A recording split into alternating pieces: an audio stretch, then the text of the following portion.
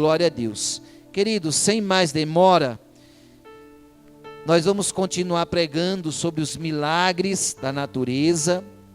Irmãos, eu não sei vocês, mas hoje, assim que eu cheguei aqui, eu não sei porque eu senti um incômodo muito grande. Não sei também explicar por quê. E eu comecei a louvar, e depois eu senti o Espírito Santo do Senhor falando para mim ficar de joelho orando. E eu fiquei um bom tempo assim, né, orando, intercedendo, porque a gente não sabe o que se passa, né? Então nós sabemos que a batalha no mundo espiritual é grande, nós sabemos que as dificuldades são muitas, mas o Espírito Santo, ele é quem sabe realmente o que está acontecendo. Então, por isso que eu falo para vocês, estejam atentos, estejam vigilantes, se preocupe com aquele que não está aqui, né, de ligar, de perguntar, né, delicadamente, né, humildemente, porque a pessoa não veio, não cobrando, você deveria estar lá, porque a gente não sabe a razão. Então, por isso que eu estive ali por um tempo clamando, porque Deus conhece o que está se passando no mundo espiritual. Amém? Vamos então aí para Mateus, capítulo de número 17. E chegando eles a Cafarnaum, aproximaram-se de Pedro os que cobravam as didracmas e disseram: o vosso mestre não paga as didracmas?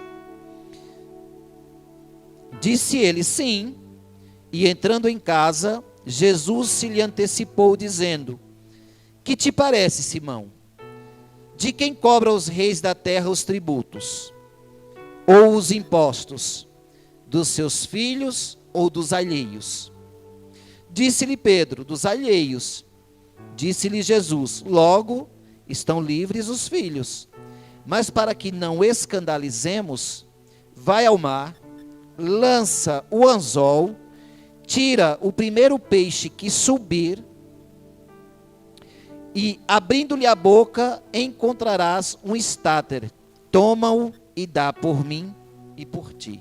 Queridos, nós temos trabalhado esse tema, os milagres sobre a natureza, e esse milagre que Jesus operou aqui é um milagre de uma natureza diferente, né? É um milagre diferenciado dos outros. Nós vamos estudar um pouquinho sobre o contexto em que esse milagre aconteceu. Esse milagre aconteceu logo após Pedro dizer que Jesus era o Cristo. Lá atrás, capítulo 16. Capítulo 17, Jesus estava subindo ao monte e ele chama à parte Pedro, Tiago e João. E sobe o monte. Aqui não diz qual é o monte. Alguns pregadores dizem que foi o Monte Tabor. E eles sobem o monte e lá Jesus se transfigura. Diante dele Jesus fica translúcido. E aí os três começam a se empolgar com a presença gloriosa que eles veem ali em cima. E aí, meus irmãos, o que acontece? Todo milagre ele tem um objetivo. Todo milagre ele tem um objetivo. E qual é o objetivo desse milagre que aconteceu aqui? O objetivo desse milagre, o evangelho de Mateus em si, é mostrar que Jesus é o Messias do Antigo Testamento. É mostrar que o Messias prometido lá atrás, de quem o povo de Israel tanto falava, é esse Jesus Cristo aqui do Novo Testamento. Então o propósito desse milagre aqui não foi meramente para Jesus provar nada para ninguém. Aqui esse milagre aconteceu para que a glória dele fosse manifestada, para que o nome dele fosse manifestado. Esse é o objetivo. E o contexto em que está inserido é esse. é quando ele mostrou que ele é Deus. Ele se mostrou para os discípulos: olha, eu sou Deus. Mas ele não estava querendo provar nada, ele estava se revelando para aqueles que tinham mais intimidade com ele. Então, domingo eu preguei lá na praia, eu preguei sobre João. Hoje eu estou pregando aqui sobre Pedro. Olha que interessante. Não era nada combinado, mas João foi um discípulo que ele descansava, irmãos, na presença do Senhor. Pedro já era mais inquieto, tinha essa particularidade de ser mais inquieto. Eu acho que é por isso que os discípulos ficaram, os apóstolos ficaram com medo, né? Assim, com ciúme de Pedro. Eles ficavam se perguntando aqui no capítulo 18, se você for ver, até ontem, aqui na nossa ministração, aqui no treinamento de líderes, o presbítero Davi, ele até citou esse texto, não é? Ele não chegou a ler o texto, mas ele citou esse texto, em que os discípulos estavam preocupados, os apóstolos: quem seria o maior no reino dos céus? Quem é o maior? Quem de nós aqui é o maior? Acho que eles olhavam para Pedro, e eles diziam assim: Pedro tem atitude, né? Tudo que acontece, tudo que Jesus fala, ele toma atitude, ele vai lá. Então será que é ele, né, que vai estar à frente, que vai ser aí o sucessor? Porque as pessoas já ficam assim, né? Quem será o sucessor? Essa questão de sucessão é engraçado, né? Porque não é um homem que escolhe. Sucessão espiritual, quem escolhe é Deus. Não é uma hierarquia, porque o pai é pastor, o filho também vai continuar sendo. Às vezes o pai e a mãe estão na igreja e os filhos nem estão, né? Que é o caso do profeta Samuel. Era uma bênção na presença de Deus, mas disse que os filhos de Samuel não era nada, não estavam nem aí, né? Então eles tinham essa preocupação toda para saber quem seria o primeiro. Mas Jesus não estava preocupado com isso, né? Jesus não estava preocupado quem seria o primeiro. E aqui a gente vai, nesse contexto, nós vamos ver outra coisa interessante. Pedro é como aquele tipo de cristão que se empolga na presença de Deus. Sabe aquelas pessoas que vêm na igreja um dia, fica empolgada, quando chega segunda-feira, murcha. Acabou. Cadê o homem e a mulher que estava pulando lá na igreja, que estava animado no domingo, chega na segunda-feira, morreu. Pedro, todo empolgado, fala: Senhor, quando ele viu aquela visão ali, o texto diz que eles viram, estava ali junto com o Senhor, Elias e Moisés. E aí ele fala: vamos fazer umas tendas para nós ficar aqui. Aquela empolgação toda. É bom, né, irmãos, quando você tem um momento na presença de Deus, que você sente Deus falar, você não quer mais sair da presença de Deus. Você não quer mais arredar o pé. Você fala: seria tão bom que a gente ficasse sempre sentindo isso dentro de nós. Mas é o que eu costumo falar, irmãos, nós não precisamos se guiar, nós não precisamos ser guiados por emoção nem pelo sentir.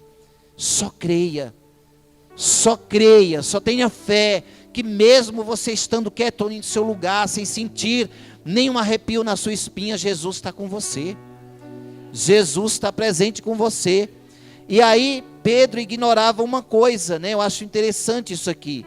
Ao mesmo tempo que Jesus estava ali, com aqueles três, naquela aura, naquele momento glorioso, onde o Pai e o Filho está presente, né? Alguns teólogos dizem que ali estava presente também até a Trindade, que era a presença do Espírito Santo representada pela nuvem, e o clarão, a claridade, né? O brilho que saía da nuvem. Então, apesar deles estar ali naquele momento gostoso, tinha uma vida lá fora. Os problemas já estavam esperando eles lá embaixo. Não era nem lá fora, era lá embaixo. Era só descer o monte, já tinha problema. Isso é interessante, irmãos, porque eu e você temos que viver essa dicotomia. Nós temos que saber que tem esse duplo na nossa vida. Tem esse lado que eu e você nos alegramos em Cristo, buscamos a presença dele porque sabemos que ele é tudo para nós. Mas tem o lado também das lutas, que eu e você temos que ter fé para encarar. Porque se a minha fé é só uma fé da boca para fora, e eu venho aqui, eu pulo, canto, mas quando é para encarar a dificuldade, eu, já murcho, já estou lá chorando pelos cantos, a minha fé não é uma fé verdadeira. A fé verdadeira mesmo que o Senhor quer de nós é essa: saber enfrentar os problemas com dignidade, Se tiver que morrer com Cristo, se tiver que morrer por Cristo, morra, mas morra sem negar o nome do Senhor. É isso que Deus espera de nós. E aí, Pedro, naquela empolgação toda, eles descem, o Senhor já corta aquela conversa, e aí eles descem do monte. Quando desce do monte, irmãos, já tem problema. Está lá um tumulto de gente, O povo gosta, Ontem eu até comentei aqui no treinamento de líderes, que as pessoas só se alegram, se animam quando vê um tumulto de gente ali, Um monte de gente. As pessoas acham que o negócio está bom se tiver muita gente. E às vezes curiosidade, Não pode ter um motim assim na rua que as pessoas já vai. Então tinha um motim ali, um monte de gente embaixo do monte, lá ao pé do monte, e quando Jesus desce, vem um homem chorando, se aproxima dele, se prostra diante dele e fala: Senhor, tem misericórdia de mim, porque o meu filho fica terrivelmente endemoniado, e o demônio, quando se apodera dele, quer jogar na água, quer jogar no fogo, quer destruir com a vida do meu filho. E aí, irmãos, diz ali a narrativa, vai falando aqui, que ele trouxe, esse menino, esse rapaz, para ser curado pelos discípulos do Senhor, pelos apóstolos, mas os apóstolos não puderam curá-lo. Eles não puderam curá-lo. Aí é o que eu quero falar para você. É isso que eu quero falar para a igreja.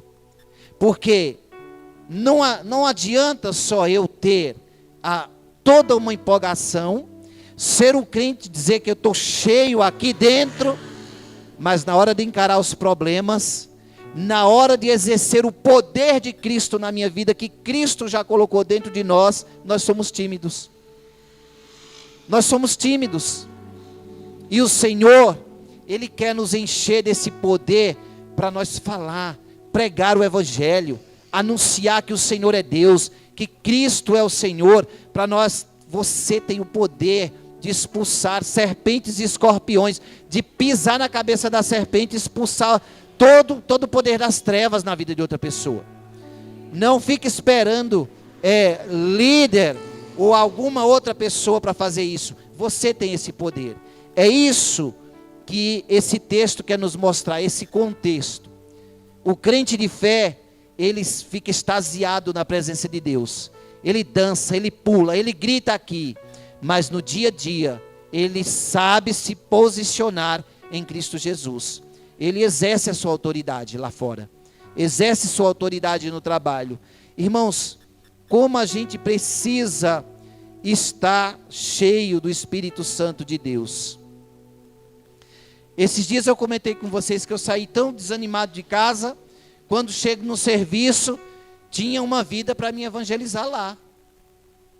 Tinha um senhor que tinha acabado de entrar lá para trabalhar com a gente, e teve um problema lá difícil, e aí subiram, a diretora lá me chamou na sala, falou assim: Henrique, meu querido, ela fala assim, quando ela vai falar um assunto sério comigo, ela baixa a voz, é muito engraçado. Ela fala: Henrique, meu querido, eu mandei o seu lá para o andar de cima, lá para o piso superior, para você cuidar dele. Eu falei: mas cuidar em que sentido? Ela falou: ele está muito nervoso. Eu falei: você só manda problema para mim, Ela falou: não, é porque ele está meio agitado, você cuida. Eu falei: não, beleza, brincadeira, pode deixar. E aí, irmãos, conversa vai, conversa vem, descobri que ele já era cristão, é cristão desde criança. O pai dele foi a vida inteira, de uma igreja, e pregava o evangelho para ele. E ali, começamos a conversar, e ele melhorou, sarou. E olha, irmão, que coisa boa. Estava comentando com o presbítero Davi ontem. Não é nada por nossa causa, porque ninguém é bonzinho, ninguém é santarrão, ninguém é o melhor de todos, não. Tudo é por Jesus. Olha que coisa boa. No dia seguinte ele voltou e falou assim: eu estava conversando com minha esposa e eu gostei, eu vou ficar aqui porque eu conheci você. Porque eu conheci você, viu, seu Henrique? Desse jeito, olha o respeito, 70 anos me chamando de seu Henrique. Aí eu falei, amém, amém, Senhor. Mas todo dia, desce para almoçar comigo. Então, irmãos, eu glorifico a Deus por isso. Porque naquele dia eu não estava nem muito bem, mas fui fortalecer a vida de outro. Olha como Deus é. E aí você vai e fortalece a vida de outro, a sua também, ó. Levanta. Não é legal, não é? O trabalhar de Deus não é diferente do nosso? É muito diferente. Você pensa que você já está se acabando ali, destruído. Deus fala, peraí, então eu tenho um remédio aqui para você. Aí traz uma pessoa que está pior que você. Aí você vai, aí você tem duas atitudes. Ou você murcha ali, ou você, né, se levanta pregando a palavra de Deus. Então, irmãos, quando eles chegaram lá embaixo, esse homem veio para o Senhor. E olha porque eu estou citando a vida desse senhor, que eu lembrei dele. Porque ele falou para mim algumas coisas, algumas particularidades, né? Que tem dificuldade de crer em alguns pontos da Bíblia. Mas olha que interessante, esse homem aqui no versículo 17, capítulo 17, versículo 17. Ele fala assim, ó, no 15, Senhor, tem misericórdia de meu filho, que é lunático, sofre muito, pois muitas vezes cai no fogo, muitas vezes na água, e eu trouxe aos teus discípulos, não puderam curá-lo. Jesus falou, ô geração incrédula e perversa, até quando estarei eu convosco, e até quando vos sofrerei? Trazei-mo aqui. E repreendeu o demônio que saiu dele, e desde aquela hora o menino sarou. Em algumas versões, esse texto é esse pai, não sei se eu estou equivocado, em algumas versões esse texto aqui, é esse mesmo pai que fala, me ajuda na minha falta de fé, não é? Ele fala, me ajuda na minha falta de fé. E aí ele se dirige para Jesus e fala, né? Se tu podes, faz algo por mim, faz algo pelo meu filho. Jesus fala, né? Se tu podes crer, tudo é possível ao que crê. Então aquele que crê, aquele que tem fé, irmãos, ele é capacitado pelo Espírito Santo de Deus para viver essa harmonia. O crente, ele não pode ser crente de igreja, crente cheio de que cospe fogo dentro da igreja. Na hora de resolver um problema no casamento, ele não sabe resolver. Na hora de resolver um problema com o filho, não sabe resolver. Na hora de tomar uma decisão, não sabe tomar uma decisão. Por quê? Porque o crente, ele tem que saber, Jesus anda comigo, a presença do Espírito Santo está comigo constantemente. Então, vamos caminhar para o milagre em si. Então, quando passou essa fase, os discípulos perguntam, mas por que não podemos fazer isso? Jesus falou, por causa da pequena fé de vocês. Uma fé pequena. Desceu. Quando chega lá embaixo, outro problema. Os camaradas já estavam cobrando dele o tributo. Já estava cobrando o imposto de Jesus. Assim que ele chegou, os camaradas já veio cobrar. Mas, irmãos, vamos ver rapidamente aqui algumas particularidades desse milagre. A primeira particularidade desse milagre. Somente Mateus é que prega aqui esse milagre da moeda na boca do peixe. Só Mateus. Mas por que será que só Mateus? É simples. Uma das coisas que a gente vai cogitar. Mateus era cobrador de impostos, né? O nome dele, um outro nome dele era Levi. Então ele estava onde quando Jesus chamou ele? Estava sentado lá na coletoria. Jesus falou, vem e segue-me. Então, como ele foi cobrador de impostos, essa questão do dinheiro, das finanças, chamou muita atenção dele. Então ele narra esse fato somente aqui, essa passagem, somente aqui no Evangelho de Mateus, porque isso chamou a atenção dele. E não é assim? Quando tem algo na minha vida e na tua que nos interessa, a gente vai atrás, não é verdade? Quando você não se interessa por algo, você nem liga. Eu, por exemplo, eu não gosto de futebol. Pode falar de futebol, pode puxar assunto de futebol o quanto quiser, que nem move meu coração, né? Mas tem assunto que você se interessa, que você já, acende, né, a curiosidade. Então Mateus, quando falou de dinheiro, ele falou, nessa área aí eu conheço, né? Essa área aí eu conheço. E aí ele registra esse milagre. Outra particularidade aqui desse milagre, é mais um milagre que envolve Pedro, diretamente. Olha que interessante, Pedro era um cara apressado, foi um cara estourado, mas era uma pessoa que Deus estava trabalhando, Jesus amava. Isso aqui, irmão, é para mim e para você saber que independente do seu temperamento, Deus te usa, Deus trabalha, Deus não despreza você por causa de um momento de ira que você ficou irritado, desde que você tenha um coração arrependido, se volte para o Senhor, peça perdão, Senhor, me perdoa, falei o que não devia para o meu irmão, fiz o que não devia para o meu vizinho, para o meu filho, falei o que não devia para a minha esposa, e vida que segue, às vezes nós ficamos achando que é as nossas atitudes, né, que a gente vai merecer um olhar mais especial de Deus, por causa das nossas atitudes, não é, Deus contempla no nosso coração a fé, é importante o testemunho de um crente, importantíssimo, crente tem que ter testemunho, tem que andar em santidade, mas não é isso que faz merecer a salvação é um dom gratuito.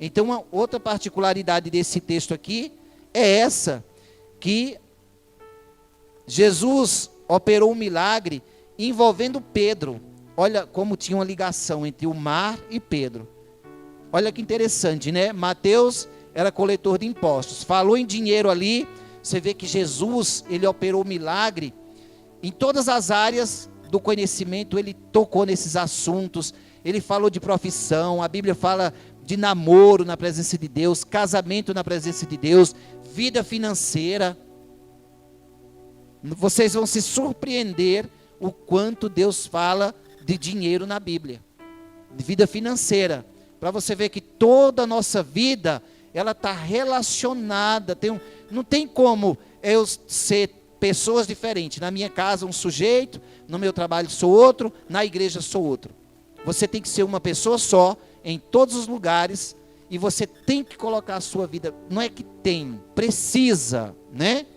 Todo mundo deveria colocar a sua vida, o senhorio da sua vida nas mãos de Deus. Descansar, como o apóstolo João. João sentava ali na mesa do lado do Senhor, inclinava até a cabeça dele no peito de Jesus. Aquele carinho de filho, por pai, pelo pai. Descansar. O que nós precisamos, irmãos, é descansar. Hoje uma irmã falou para mim, ela estava tão apreensiva, ela não, né, porque ela não conseguia mudar, ela comprou um apartamento lá, onde a gente mora agora, e ela não conseguia, não tinha nada, trabalhando sozinha, já criou 3 filhos sozinha, né, aquela luta, mas é uma mulher guerreira, né, e ela falou assim, eu descansei, ela falou para nós hoje, eu descansei, na hora que eu descansei, Deus mandou o recurso. Olha que coisa linda, irmão. Não adianta, a guerra não é de quem é muito valente, de quem tem o carro mais rápido, ou o cavaleiro mais veloz, ou o cavalo mais ágil. A guerra não é desses, a guerra é daqueles que confiam no Senhor. A vitória no combate é para aquele que confia no Senhor, não é? Então se você confia no Senhor, independente se você está ali correndo muito ou não, você tem que estar fazendo, agindo, porque Deus age quando tem também a atitude do outro lado. Nós vamos ver isso mais para frente. Então uma particularidade desse texto é isso, o Senhor operou um milagre que ele beneficiou, ele trouxe um benefício para Pedro e para o próprio Jesus. E os teólogos falam, né, que esse milagre é o único milagre em que Jesus tirou proveito dele, precisou dele humanamente falando. Na verdade, eu até discordo dessa colocação deles em parte, porque Jesus, ele fez esse milagre, ele operou esse milagre para pagar o imposto, mas ele não precisava pagar o imposto. Nós vamos falar isso mais lá na frente. Então, quais outros milagres que o Senhor operou envolvendo Pedro? Vamos lembrar aí, a cura da sogra de Pedro, né? Outro milagre, a pesca maravilhosa, que alguns teólogos também falam, que na rede de Pedro, lá está dizendo que veio 150 peixes, né? Eu acho, grandes peixes. Só que ele fala, não foi 150, foi de todas 150 espécies de peixes naquela rede. Por isso que o milagre foi maior ainda. Olha que interessante. Deus trabalhando abundantemente na vida de Pedro. Vai prestando atenção. Outro milagre, quando ele andou sobre as águas, foi o que eu preguei aqui, né, um domingo anterior de eu descer lá antes de que eu fosse lá na praia. Eu preguei que só Pedro andou sobre as águas e foi. Qual foi outro discípulo que andou sobre as águas? Nenhum. Aí já vi um monte de pregação falando que mal de Pedro, que ele afundou, não teve fé. Sim, a própria Bíblia diz que a fé dele foi pouca. Mas olha que fé que ele tinha. Ele chegou a andar sobre as águas. Quem de nós aqui tem fé para andar, para pisar pelo menos um pé e andar em cima da face das águas? Ninguém. Eu creio que nossa fé ainda precisa ser aperfeiçoada, irmãos. Mas esse camarada andou. Então, você vai vendo, quando você anda com o Senhor, como Deus vai tirando a casca, como a gente viu no treinamento de líderes, né? As batatas, antes de fazer o purê, é preciso tirar a casca, é preciso cozinhar, lavar a batata, cozinhar, depois tirar a casca, amassar, para que o purê fique legal. Então, com nossa vida também é assim. Pedro era esse cara, né? Casca grossa, né? A casca da batata é fininha, a de Pedro era grossa, mas Deus foi lapidando. Então, outra particularidade, que foi quando Pedro foi solto da prisão, a igreja orando. Olha que lindo isso aqui, a igreja clamando, irmãos. O clamor da igreja, ela vai quebrando as cadeias, ela vai destravando alguns processos que está aí preso. O Senhor vai destravando, vai quebrando. E aí Pedro estava ali na prisão, a igreja orando, as cadeias se abrem, ele pensa até que é um sonho. Olha que interessante. São as particularidades desse milagre. Agora vamos falar um pouquinho aqui, mas sobre o dinheiro, né? Que essas didracmas. Chegando eles a Cafarnaum, lembrando, irmãos, que Cafarnaum foi uma cidade onde Jesus operou muitos milagres, uma cidade onde alguns dizem que Jesus tinha residência lá, outros dizem que era a casa de Pedro, que era pescador, que era em Cafarnaum. Jesus, por ser amigo, bem amigo dele, também estava lá, né? Então, Jesus exerceu seu ministério ali em Cafarnaum. Era uma cidade marítima, tinha uma sinagoga, né? Ali fora de Jerusalém, ali tinha aquela sinagoga muito imponente em Cafarnaum, e era uma cidade de uma importância grande para aquele lugar, uma cidade portuária. E aí fala aqui, chegando eles a Cafarnaum, aproximaram-se de Pedro os que cobravam as didracmas, e disseram: o vosso mestre não paga as didracmas? Olha o que é que Pedro fala. Sim, Pedro era rápido, né? Pedro era rápido para responder. Pedro era aquele defensor de Jesus, né? Ele nem perguntou se Jesus pagava ou não o imposto. Ele falou, sim, ele paga. E aí Pedro já entra, e eu imagino que Pedro entrou para dizer, ai meu Deus, será que ele paga? Será que Jesus paga mesmo? Porque é como criança. Já viu criança como é? A criança, ela chega para o outro e fala assim, meu pai tem um carro. Aí o outro pai nem tem o carro, ele falou, o meu também tem, né? O pai nem tem carro, ele fala, meu pai também tem. Ah, meu pai sabe dirigir, o meu também sabe. Lembrei de Dan, quando era pequeno, eu aprendendo a dirigir, quase bati na traseira de um carro, né? Saí assim, cantando pneu para não bater na traseira de um carro, e Daniel vibrando atrás, meu pai dirige demais, né? Nossa, como meu pai dirige. Aquilo me deu uma força, né? Eu falei, rapaz, meu filho deu um crédito para mim, e eu todo assim no volante, né? Então, criança é assim, né, irmão? Então Pedro já foi logo defendendo o Senhor. Mas olha que interessante. Quando eles perguntaram isso para Pedro, eles não estavam perguntando se Jesus estava pagando o imposto de casa, imposto predial, IPTU, conta de água, de luz, não era nada disso. Até porque lá a cidade era bem simples. Eu nem sei, na época, com certeza não a história mostra que era tudo com lamparina, né? Era tudo, as lamparinas, não tinha eletricidade ali, não tem nem como cogitar naquela época ter. Então era tudo muito simples.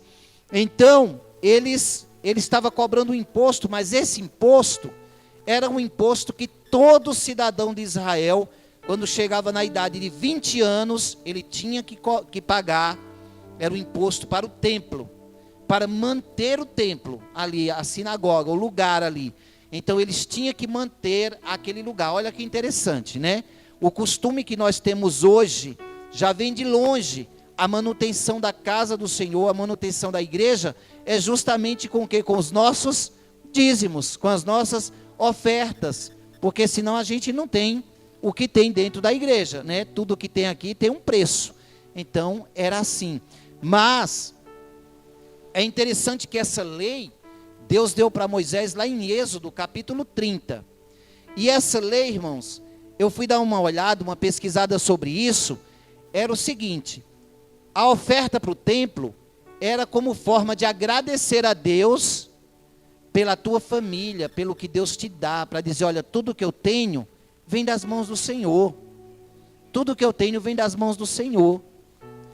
E aí, quando a população era contada, se contasse a população, se fizesse tipo um recenseamento, que é o que o IBGE faz hoje nos nossos dias, aquelas pessoas que passam contando a população com aquela maquininha, naquela época também tinha essa contagem do povo de Deus, mas eles não contavam nem mulheres nem crianças, né?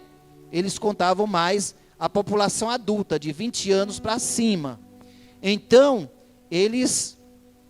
teve um fato na Bíblia, lá em 2 Samuel, que está até relacionado com essa lei. Que quando Davi, ele mandou Joabe contar o exército, mandou contar os homens de guerra. Aí Joabe chega para Davi e fala assim, mas meu senhor, que o Senhor multiplique esse povo. Como se Joabe dissesse, tem certeza que o senhor quer contar mesmo o povo? E aí Davi mandou fazer essa contagem, diz lá o texto, segundo Samuel 24, que eles levaram 9 meses para contar toda a população. E quando acabou a contagem, aquilo pareceu mal aos olhos de Deus. Pareceu mal aos olhos de Deus. Por quê? Porque Davi fez aquilo com um propósito militar. Aí eu falei assim, mas por que será? E fiquei cutucando esse texto. Por que será? Por que será? Porque Davi, ele fez isso com um propósito militar. Ele não fez como forma assim de agradecer pela multidão daquele povo, por tudo que eles tinham. Então, Davi acabou infringindo essa lei. E aí o Senhor fez isso, permitiu isso, não foi nem por causa de Davi. Foi porque diz o texto que o Senhor estava indignado com Israel por causa dos pecados deles. Então o Senhor permitiu. Então veio infringir, ou seja, passar por cima justamente dessa lei. E era necessário Jesus pagar esse imposto? Claro que não. Jesus não precisava pagar esse imposto. Primeiro, porque ele era o Filho de Deus. Ou seja, por que é que nós estamos aqui na igreja por causa de quem? De Jesus. Nós somos igreja por quê? Porque Cristo já habita dentro de nós. Então Jesus, ele era muito mais importante ali do que o templo. Ele era o próprio Filho de Deus. Ele era levita, sacerdote, rei. Olha os ministérios de Jesus, ele não precisava. Os levitas não pagavam imposto. Pelo contrário, os levitas eram mantidos pela comunidade. Os levitas eram sustentados.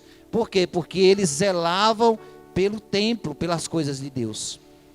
Então, Jesus não era necessário pagar esse imposto. E aqui ele fala o quê? Seu mestre paga as didracmas, para nós entendermos as didracmas. Didracmas quer dizer 2 dracmas, porque eram 2. E essas 2 dracmas, elas tinham o valor de 1 estáter. Um estáter era uma moeda romana, o nome é que é diferente. Uma moeda romana. E dracmas era a moeda grega. E um estáter tinha o valor de 2 dracmas gregas, que era equivalente ao salário de um dia de trabalho de uma pessoa. Um dia de trabalho de uma pessoa era depositado ali no templo do Senhor. Então, outra coisa que nos chama a atenção aqui, né, irmãos? Jesus, ele não se preocupava com dinheiro. Jesus, ele falou para os discípulos dele: quando vocês saírem para pregar o evangelho, não leve, não se preocupe em estar levando mantimento, vai só com a roupa do seu corpo, pega uma mochila aí, pegue o seu cajado, põe uma sandália nos pés e vai, né? Vai. Isso é sinônimo de que o Senhor cuida de nós, irmãos. É sinônimo de que Deus está cuidando de mim e de você. Então por que é que a gente se preocupa tanto com comer, beber, com dinheiro? Ai, entendeu? Nós temos que se preocupar sim, trabalhar, manter nossa família, pagar nossas coisas em dia. Mas o Senhor cuida de nós. O Senhor cuida de nós nos mínimos detalhes. E aqui a gente vê que Jesus não tinha um centavo furado, irmãos. E aí quando Pedro entra, Jesus já se antecipa. Ele já se antecipa e vai conversar com Pedro. E é aqui onde entra as lições desse texto para nós.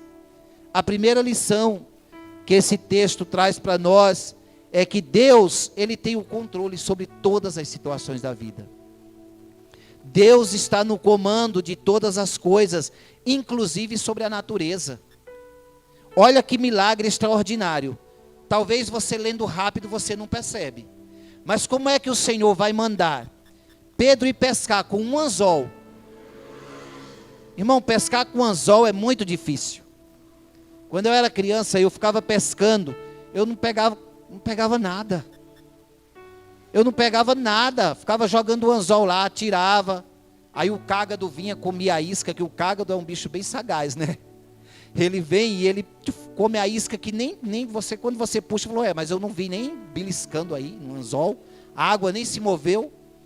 E aí Pedro lá com o anzol. E eu achei interessante um comentário que um pregador fez sobre esse texto. Ele fala que quando você está andando com Jesus, as pessoas ficam vigiando tua vida.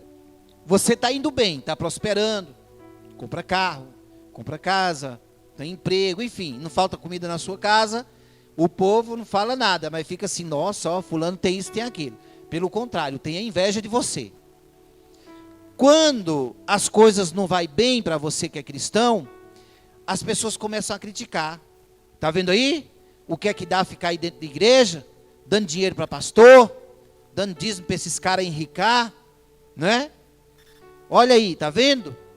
E aí começam as críticas sobre dinheiro. E aí ele falou uma coisa interessante, esse pregador. Isso aqui fui eu que fiz esse adendo. Mas o pregador falou assim, eu imagino que quando os outros pregadores, pescadores, viram Pedro com anzol, deve ter zombado dele. Falou assim, rapaz, tu baixou de nível, hein?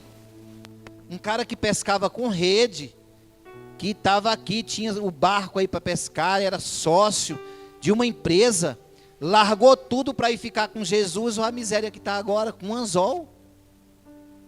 E é assim, irmão. Quando você anda com Jesus, vai ter situação na minha vida e na tua, que as pessoas vão olhar e dizer assim, não vale a pena andar com Jesus. Mas vale a pena andar com Jesus, irmãos. Nós sabemos que vale a pena, porque não se trata de posição, de dinheiro, ter casa bonita, não. Andar com Jesus é isso, é viver pela fé, é ser obediente ao seu chamado e fazer exatamente como ele fala. Pedro foi com o anzol ali para pescar, e aí Jesus deu uma instrução. Olha que instrução maravilhosa. Vai, pega um peixe, né? Mas antes disso, irmãos, eu quero o versículo 25, antes de passar para essa parte, eu quero só enfatizar isso aqui. Quando eles cobraram o imposto, Jesus falou assim, que te parece, Simão?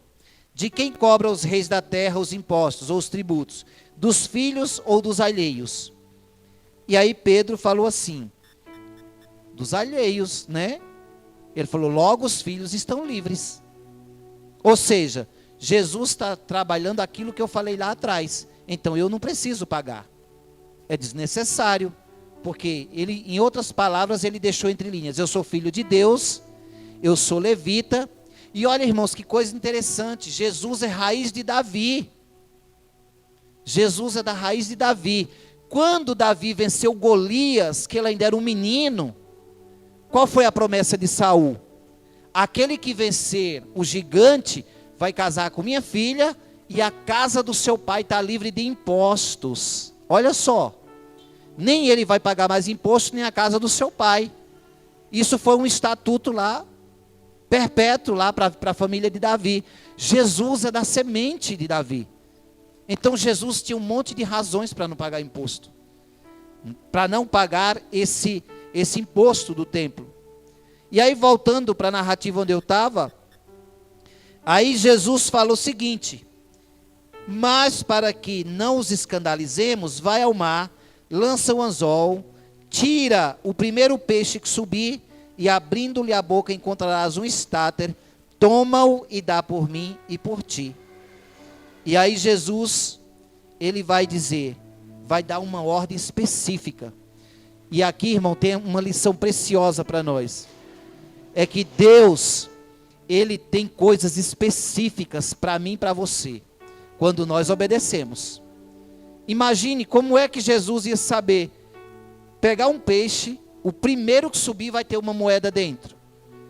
E olha também para Pedro, pegar o anzol, vai, obedece. Ele não questionou. Isso é interessante. A natureza desse milagre, ela é tremenda por isso, justamente por isso. Então, amados, nós não temos controle sobre a nossa vida. Tem alguns aspectos da nossa vida que você não tem controle, mas Jesus tem.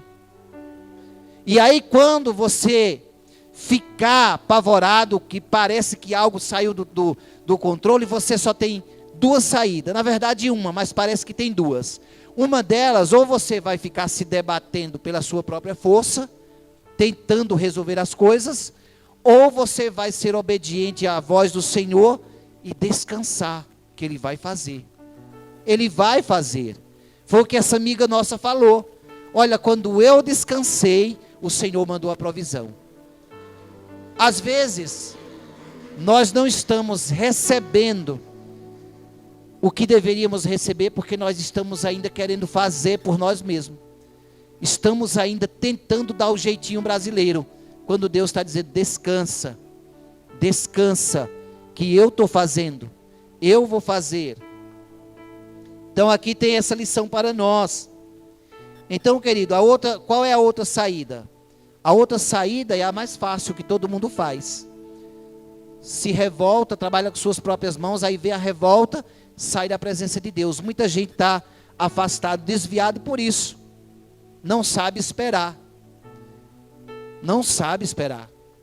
E uma dos questionamentos desse colega de trabalho meu é esse. Ele falou assim, sabe qual é o problema, seu Henrique? É que eu sou meio complicado para esperar.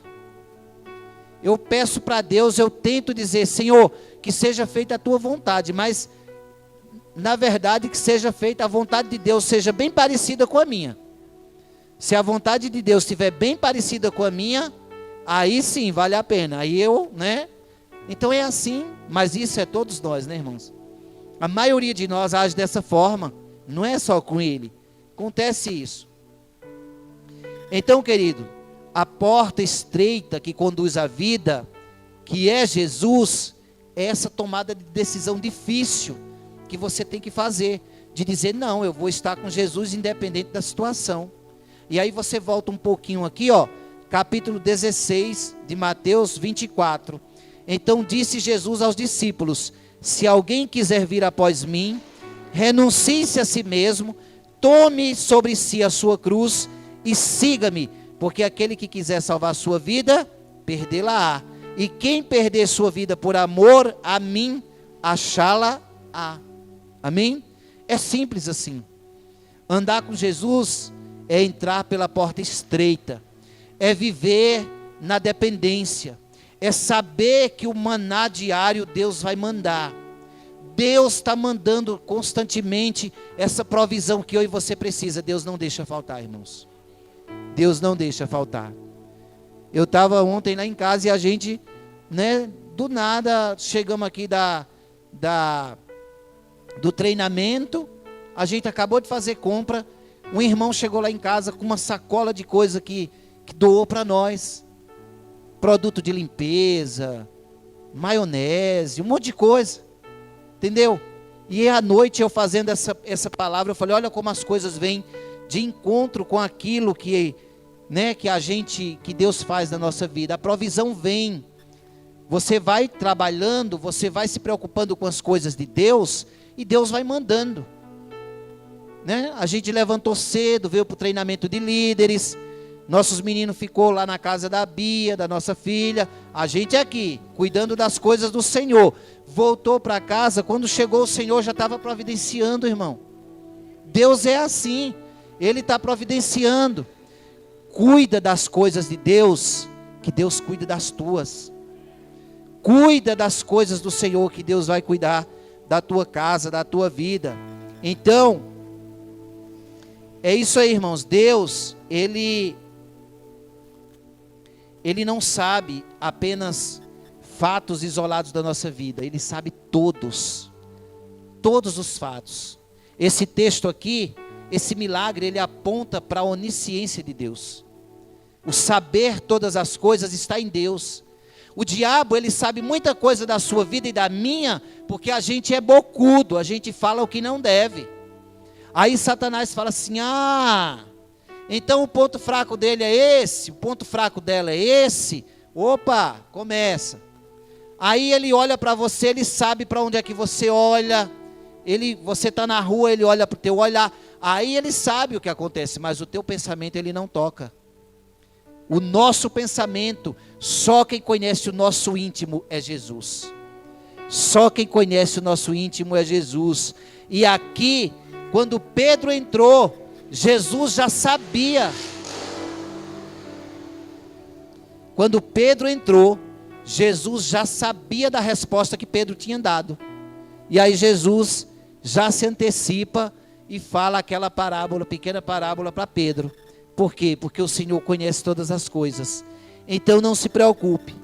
Se tem alguma coisa que está pendente lá na sua casa, lá na sua vida, Ele já está tomando providência.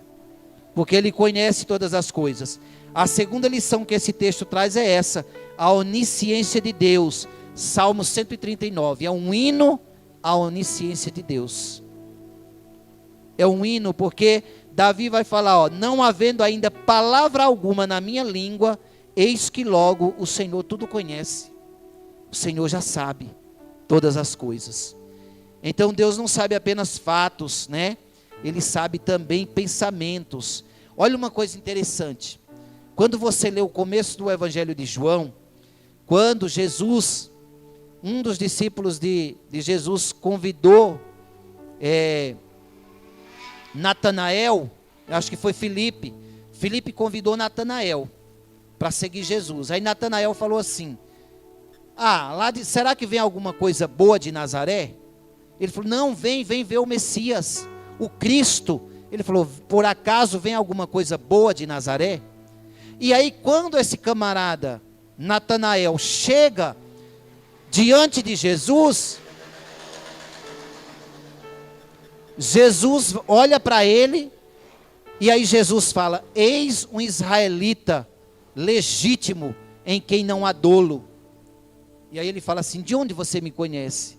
Aí Jesus fala: antes que Filipe te chamasse, né? Antes mesmo de Filipe te chamar, eu te vi embaixo da figueira. Irmãos, eu fiquei a minha vida toda me perguntando, mas Filipe estava embaixo de uma figueira? Porque o texto não diz que ele estava embaixo de uma figueira. Filipe não, Natanael. E aí, irmãos, eu descobri uma coisa: a história de Israel conta que quando o rei Herodes estava perseguindo as crianças para a matança, a mãe de Natanael escondeu ele nas folhagens de uma figueira. E isso era um segredo de família. Só ele sabia disso e a família dele, ninguém mais sabia. Então quando Jesus falou assim: antes de você ser chamado para aqui, eu já sabia, eu te vi embaixo da figueira. Em outras palavras, Jesus falou: eu te vi quando você era criança e foi escondido pela tua mãe para não te matarem. Então você está entendendo o cuidado que Jesus tem de você, igreja? Jesus nos viu quando nós estávamos sendo gerados. Então esse amor no coração de Jesus, desse Messias, esse amor no coração de Deus por mim e por você, está arraigado. Ele não larga você por nada. Você pode até querer largar Deus por qualquer coisa, mas Ele não te deixa fácil. Porque o Senhor, Ele se agrada, Ele ama aqueles que Ele tem chamado. E até mesmo aqueles que ainda estão aí, irmãos, fazendo coisa que não deve. Porque outrora eu e você estava assim também. Mas o Senhor estava sempre chamando. Até que eu e você chegamos até aqui. É como o caso do rapaz que vivia convidando o outro para a célula, né? Que foi contado ontem aqui. Até que o cara se aborreceu, mudou até de lugar por causa do cristão. Quando chegou lá do outro lado, o outro convidou, ele acabou indo. Então, Jesus, ele trabalha assim na nossa vida. Ele fica nos chamando. Seu amor é paciente. Nós aqui somos impacientes, né? Terceira lição: o crente deve ser fiel em todas as áreas da sua vida, inclusive na área financeira, irmãos. Inclusive na área financeira. Deixa eu falar uma coisa para vocês aqui. O seu testemunho pode ser lindo. Você pode ser uma pessoa que fala a língua dos anjos. Se você é uma pessoa descuidada com a sua vida financeira, isso não é legal. Isso é pecado diante de Deus. Nós temos a obrigação de pagar as nossas contas em dia. Nós temos obrigação para com Deus e para com o homem. Nós temos obrigação. Às vezes a gente fala: eu tenho que dar o meu dízimo, tenho que dar todo mês. Sim, o dízimo nós temos que dizimar todo mês, mas também nossas contas têm que ser pagas todo mês. Amém? Não é assim também, irmãos. Eu estou dando dízimo, o resto aí deixa a dívida rolar. Não é assim não. Se você deve para alguém, quita a sua dívida. Isso também é testemunho. Isso também demonstra a sua fé, demonstra seu caráter. Amém? Então aqui, Jesus não precisava pagar, mas ele falou para não escandalizar. Jesus, irmãos, ele sempre foi cuidadoso para não cometer nenhum escândalo. E às vezes a gente cristão é tão descuidado com o nosso testemunho. Quer saber? Eu não estou nem aí, eu ando assim mesmo, eu vou naquele lugar assim mesmo, eu vou lá assim, eu posso todas as coisas em Cristo que me fortalece. Aí quer estar fazendo um monte de baboseira e ainda justificando o seu pecado lá em Filipenses capítulo 4, 13. Posso todas as coisas em Cristo que me fortalece. Então quer dizer que você pode ficar endividado, devendo para os outros, pode estar cometendo o pecado da imoralidade por aí. Quer dizer que Deus não vai olhar para isso? Deus olha. Deus olha para isso sim, porque Deus, ele não se agrada com os escândalos. E aqui no capítulo 18 mesmo, quando os discípulos estavam discutindo quem seria o maior, o versículo 3 ele fala: em verdade vos digo, que se não vos converterdes e não vos fizerdes como criança, de modo algum entrareis no reino dos céus.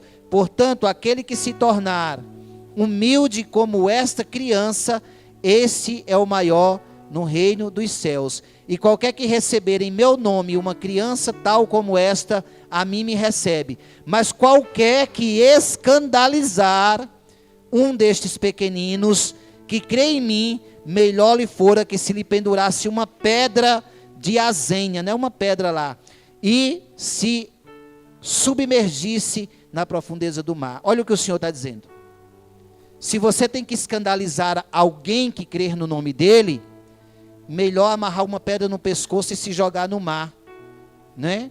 Do que você escandalizar um irmão. E às vezes a gente não tem esse cuidado, escandaliza os outros, escandaliza, provoca escândalo. Mas a Bíblia fala, mas ai daqueles, ai da pessoa pela qual veio o escândalo. E Jesus tinha esse cuidado para não causar escândalo. Irmãos, escandalizar é você fazer o outro pecar. Escandalizar é você fazer o outro tropeçar.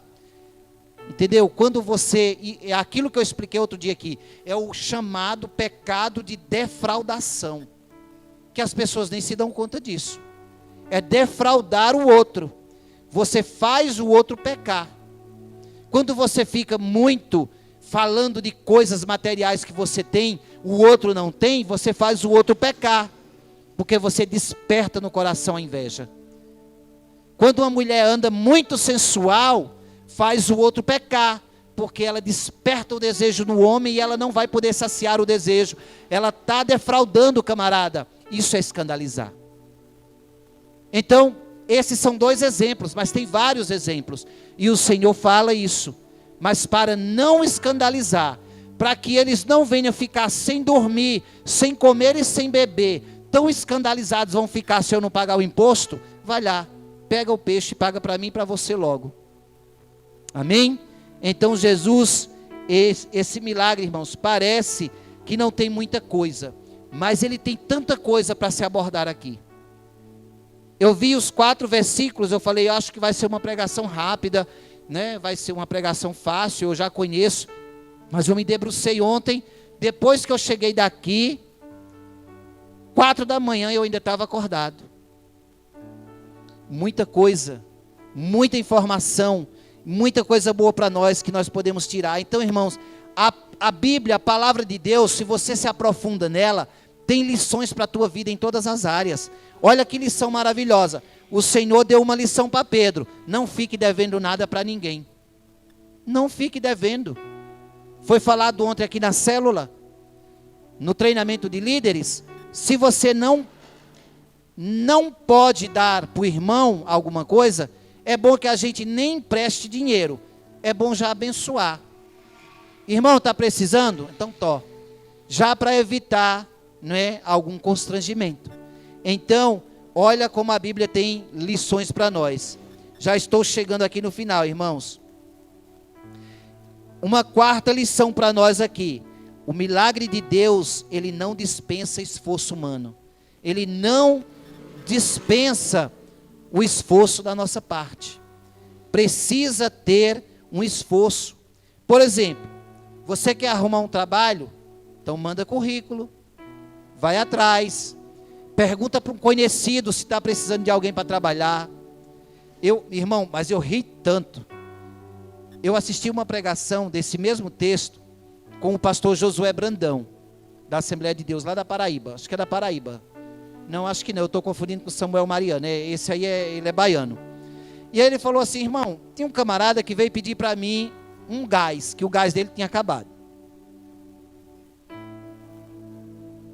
Ele falou assim: pastor, rapaz, me deu um gás aí, que o meu acabou.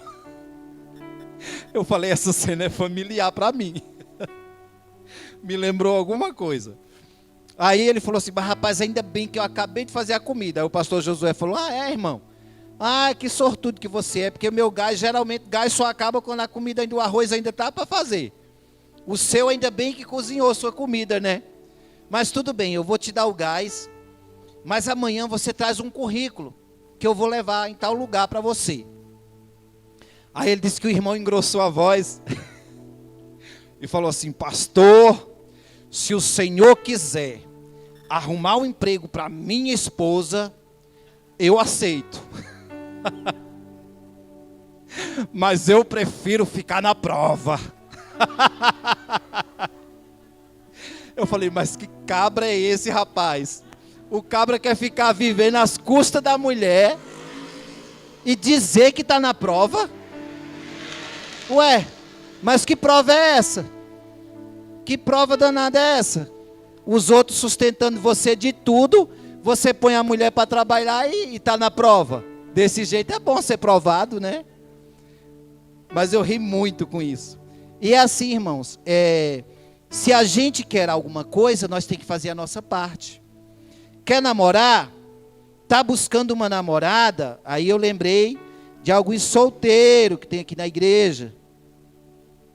Então, irmão, ora, trocam ideia também com uma irmã bem crente, ou com um irmão também crente, tá bom? Porque Deus não vai mandar o namorado e a namorada assim, não é? Vai rebolar assim para você, não. Você tem que estar em oração e estar, afiado. Quando aparecer alguém que você vê, Senhor, orei tanto, né?